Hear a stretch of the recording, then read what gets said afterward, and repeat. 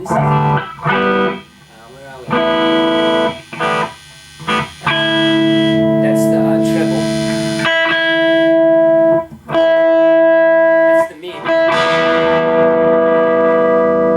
So it's kind of below that for those piercing tones. And I've played around with this tone stack and moved those, tried to move it around to get it to a better spot, but I wound up with the original Fender tone stack, basically. And the presence control basically affects those very high frequencies. It kind of tames them down a little. So I'll put them up high and see if you hear the difference.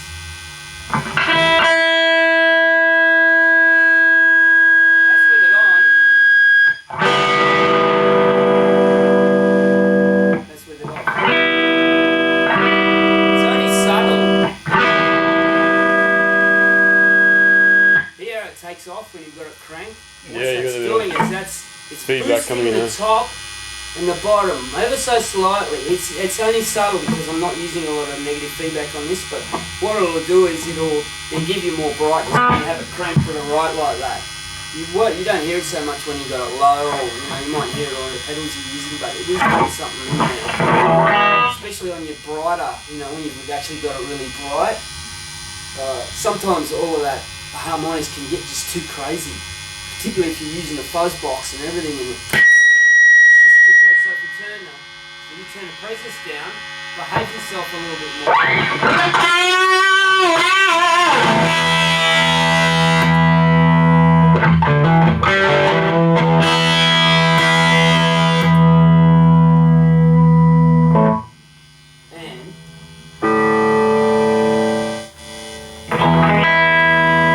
So what is the what tubes are you running currently in this amplifier, and what's configuration, that sort of thing? Well, this has got what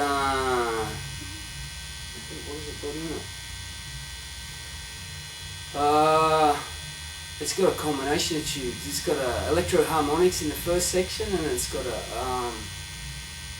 JJ in the cathode follower, because that's one of the spots that can be a little bit tricky in these amps because of voltages. And I think it's, I can't remember actually, I think it's got a, I can't see now because I've got the caps on it. Definitely got a JJ in the second slot. I think it might have a tongue sol in the phase inverter, and it has EL34s though, yeah? No. No? Yes, EL34s, and they are oh god, I can't remember which ones they are now. That's alright, but it's got EL34s in it. Yeah, it's got EL34s, and the brand makes a huge difference, and I want to try some different valves, but I don't, it's one thing I haven't. And they're like $100 a set, so. And I think you said it was around 50, 60 watts? Yeah, it's about 50 watts, but it's kind of, there's lots of ways of measuring output, so you have to, depends how you measure it. It's a guitar amp, so if you measure it within the range the guitar puts out, it actually puts out a lot more than that.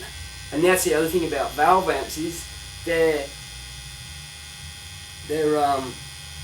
crazy loud compared to their wattage output. Like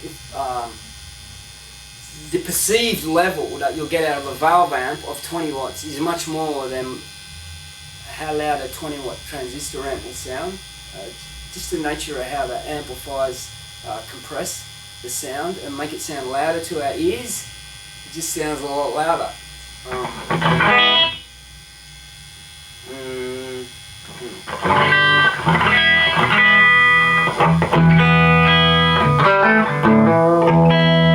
What about construction? I mean, what sort of processes did you have to go through to build the amp, and how did you wire it? Did you, use point-to-point wiring? Yeah.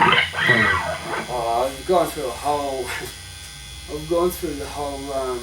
I had to school myself basically in the different ways of doing it, and the ways that it's been done. So it's been a process of learning and doing it, following my own intuition to my detriment sometimes, and sometimes to great success. It just depends. Like I found that some of the ideas I had when I started building amps about what I wanted, what I've discovered were off. I was wrong because I didn't really understand how the amp was working, and so it's given me a new, you know, it's helped me better understand what I was chasing before. So you went through a process of elimination. You tested things and then. Well, it's like new information. Best. The more new information you get about something, it expands your horizon. It makes the picture more interesting, you know. So I'd been chasing great guitar sound when I was young, but I didn't really know how to get it. So it's kind of hard to, when you're chasing something mysterious like that, you hear other people sometimes, is that what I want? And, you know, and they don't even have the language, certainly not, I didn't have the technical language to talk about or even think about it. The kind of concepts I was using to think about the guitar sound are different to what I think about now. Because when I think about it now, I think about, because you know, I worked as a sound engineer, I think about sound waves, and I also think about electricity and the way that electricity flows through the circuit. And I mean, so it's a fairly different sparks firing in my head when I think about music and guitar playing and guitar tone and amplifiers, and yeah, it's a much richer, you know, and that's what life's about, isn't it? You paint a picture of whatever you love, what the thing is that you love, whether it's computers or, you know, whatever. So that's and how, you know, you're obviously happy with the sound of this amp after years of. Yeah, yours is great, and I think yours could get better with some different tubes in it too. By you saying yours, you mean that amp there with the silver on the NC oh, that there's yours. made for me. The John Diamond special. That's why it's yours, mate. Indeed.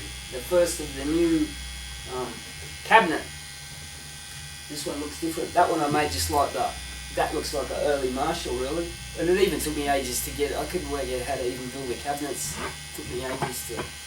I built some ridiculous looking cabinets. Stupid. I built some of the speaker boxes, crazy boxes I built. But you know, because I had these ideas before. I had these ideas about things, and some of them have worked out, turned out, and some of them were crackpot, you know. But you don't know until you try. Yeah.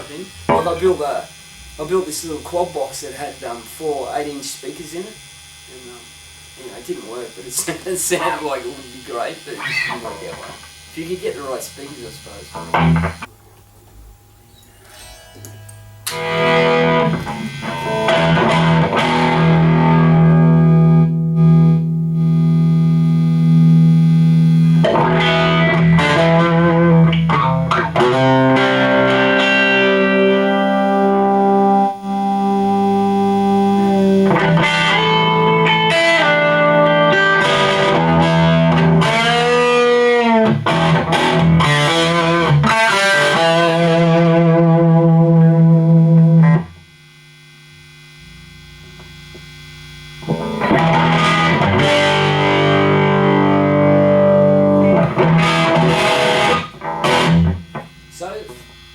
So your amp's much more crunchy than mine is.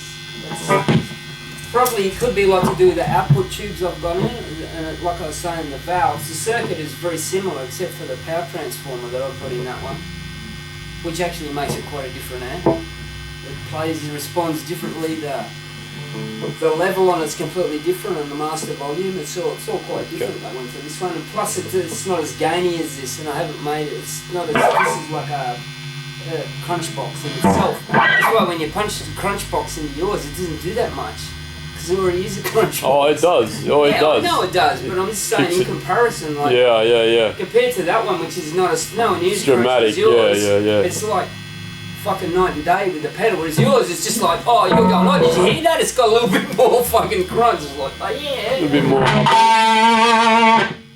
That's It just pushes the harmonics over the edge. It's like a little bit more. Fuck. Yeah. Here we go. Your amp's has got actually a nice tone to it. So, if you turn down low like that.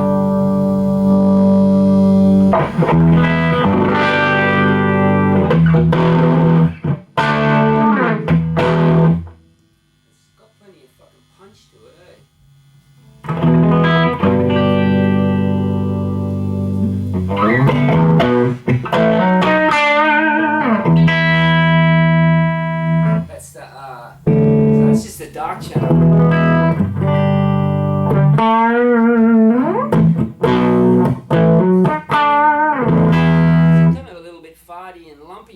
actually originally designed when Fender designed this amp. It was a bass amp, so Fender? bassy sounding. Don't you mean Marshall? Yeah, what did I say? No, Fender. The Fender designed the Marshall circuit. Oh, Marshall okay. just stole it off him. 100%, exactly like a Fender Bassman. Yeah, right. So the circuit I'm using is exactly the same, except for a few components. What they did is they changed the transformers and stuff, and they have a slightly different, let's say, design methodology in England to what they do in America. Americans are great at it's that mass production thing. I mean, the Americans are the masters at it with the Model T Ford, Henry Ford, right? So they scrape every corner to make a penny, you know, when they're manufacturing on that scale. And Fender kind of did the same thing because they're a huge, much bigger market in America for amplifiers, and they basically they kind of under-engineered things more than the English did. So the English would buy power chokes and transformers that were basically more beefy, and this is what made the amplifiers different. They operate at different voltages, and they're a little bit more over-engineered, so it actually makes the amp quite a different beast. Even though the circuit is just about identical, but that one there is very similar to, it's more really a Fender than it is a Marshall, really, as far as, because I put that Fender transformer in. Yeah, yeah. So, what can you tell me? If you're doing a quick, 2-minute rundown on the amp. Yeah, so I am. So this is the dark channel, right? Starting from the start, what is the amp? What is its name, and what is it based upon? And You're going to interview me, aren't you? Yes, I'm interviewing you. Yes, that's correct. Well, it's an amp that I made, and it's based on a Marshall, what they call the Plexi, or the early Marshalls, basically, which were pinched from a Bassman, like I just said. So it's basically a Fender Bassman or a Marshall or any of those amps. They're all very similar. Trainers, high watts, almost the same. But differences in those ones actually to make them different. But it was more picking components and. So what components? Manufacturing different, like I say, just transformers and stuff like that. They changed the circuit slightly high watt because they were going for clean. That's what they were going for with the Who. You wanted fucking loud, clean.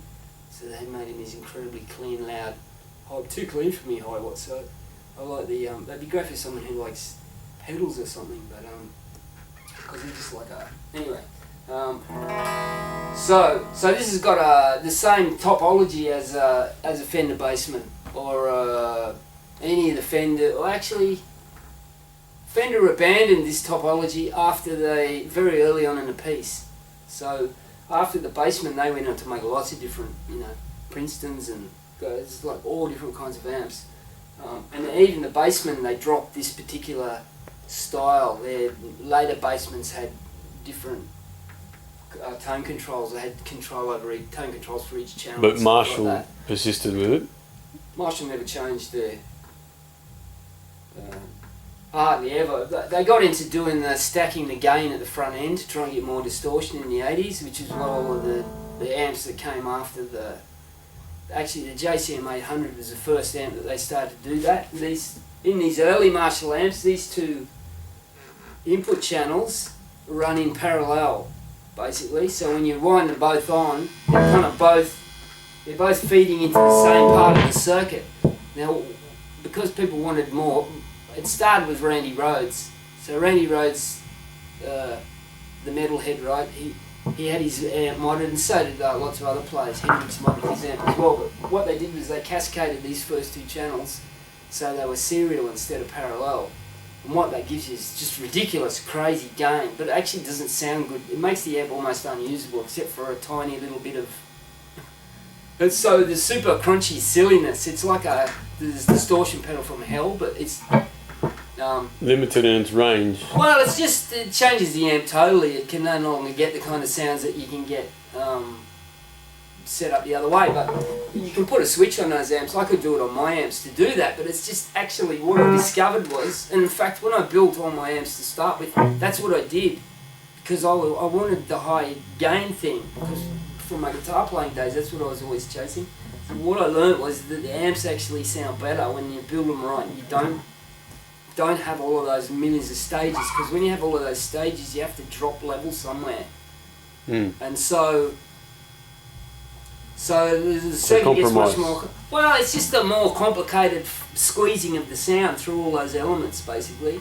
And a lot of the cheap mods that the people will do on cheap and easy dirty mods like putting a switch on those first two channels. It's one wire that you do it with. One piece of wire is the mod. It's that simple. You disconnect it from one place and stick it on another place, and that's it.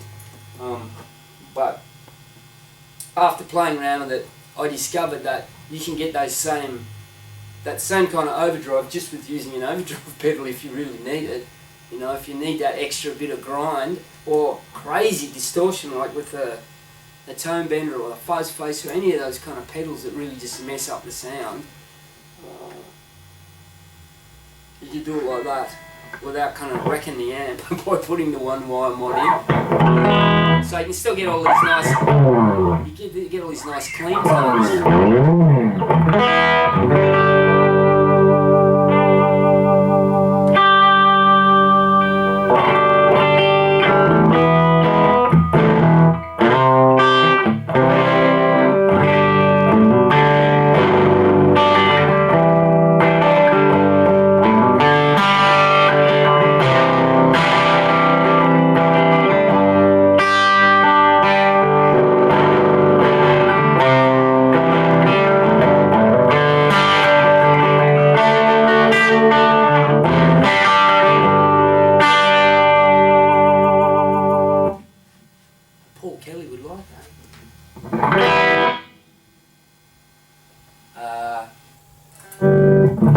That was actually the bright channel, but like on 2.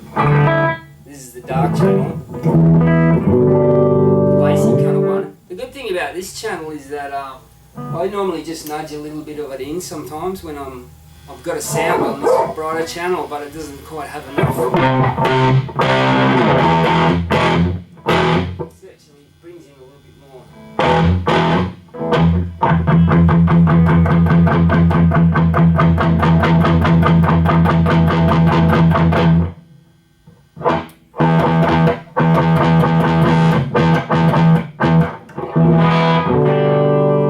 So the tone and the actual controls are the 2 volume controls and the 2 inputs, and then they both feed into the tone circuit, which is treble, mid and bass. And I think I'm fed and dropped the mid on a lot of their amps, and Vox didn't have a mid control, they just had treble and bass. The actual mid control doesn't do that much, it does a little, but I always put it in because it's useful. And actually when you scoop the mids out, it gives you more of a Fenderish kind of sound. The other difference between the later Fender amps and this particular circuit is that they changed the circuit and the way they basically the caps they use in a different part of the circuit. It squeezed the signal so it pulled the scoop out of the mid-range. So Fender amps have this scooped mid-range kind of sound, which gives them this big, fat, broad, kind of mellow sound. And the Marshall tone stack is actually slightly different. Certainly the later Fenders were like really different, basically in there.